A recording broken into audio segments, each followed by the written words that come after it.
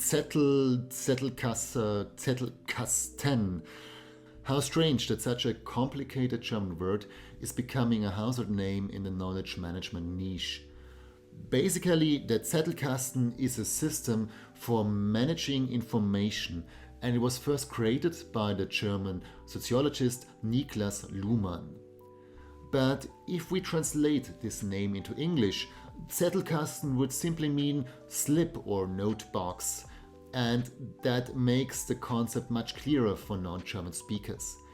Luhmann himself used the Zettelkasten to write more than 70 books and about 400 articles in such diverse fields as law, sociology, art, religion, or mass media.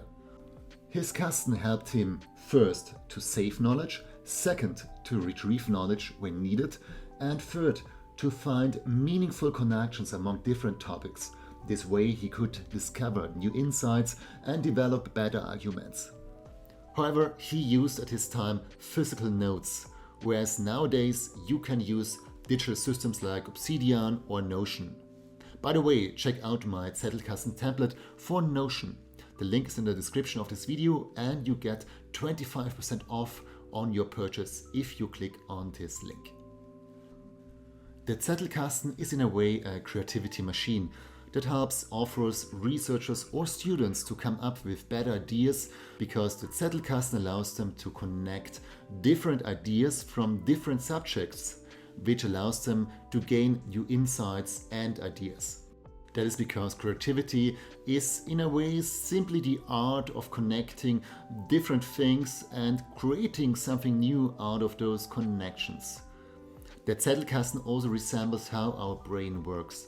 You probably know that our brain contains almost 100 billion neurons, and those neurons are linked together with synapses.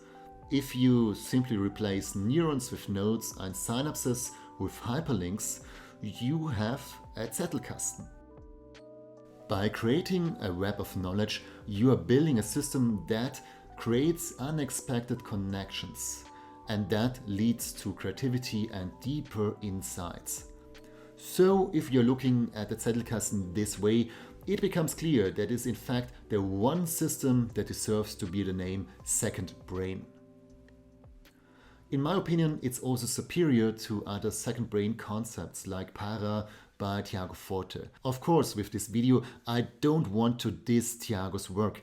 While para is a good method when you're focusing mainly on task management, it's not working so well when you have to continuously digest knowledge and apply it to different projects over many years. Why, you might ask? Well, because para is a top-down approach, while creativity would require the reverse, a bottom-up approach, and that is done with the Zettelkasten. Therefore, Luhmann's box or Luhmann's Zettelkasten is the most powerful tool we have in our arsenal today for every person who needs to work with knowledge.